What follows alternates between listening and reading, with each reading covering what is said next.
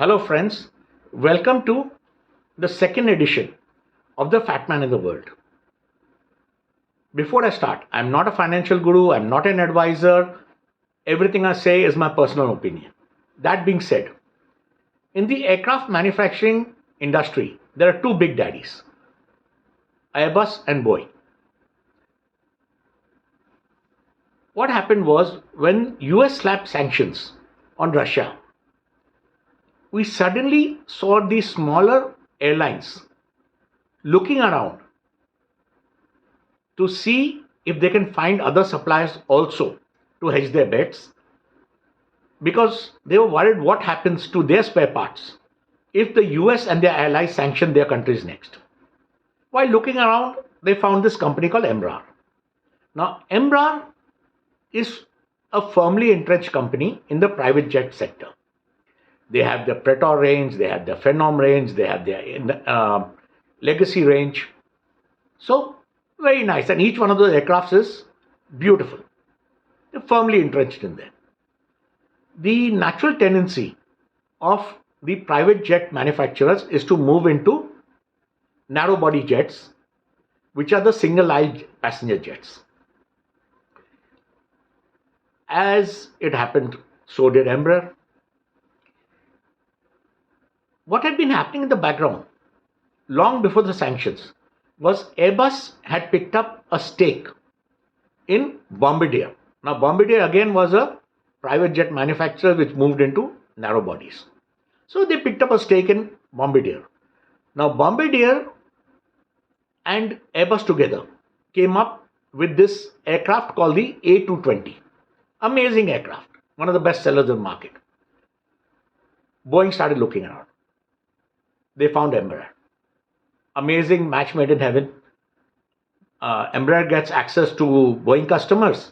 Boeing gets access to cheap manufacturing in Brazil. Talks started. In April 2020, the talks broke down. Lot of finger pointing one way and the other. Let's not talk about it, sub judice. The matter is, Embraer lost the 4.2 billion injection that was coming in.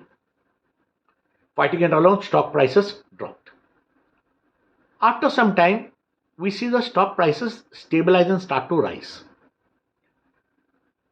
The reason is, in my judgment, the defense sector. Now, I'm very bullish on defense products. I will explain why later in maybe another video. So, according to me, again, Embraer, which had a very nice chunk of the defense market, started stabilizing. They've got the, I think it's the Phenom 300, which is a Medivac.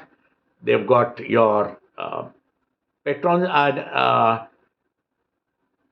Petier 600, which is basically your, which can early warning radar system. It's got the whole range.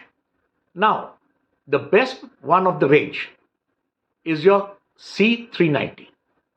Now, the C390 is directly pitted against the Lockheed Martin Hercules, a very popular aircraft. It has a lot of advantages. It can carry 80 troops as compared to the Hercules 64. It's got a shorter wingspan. It's got a heavier takeoff weight capability. All in all, a plus, plus, plus, plus. So, it comes in with this aircraft.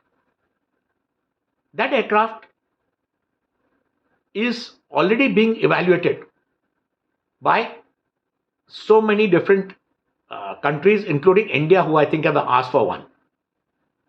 We go forward from there. From there, we find that prices start dropping again. There's a reason for this. The reason is that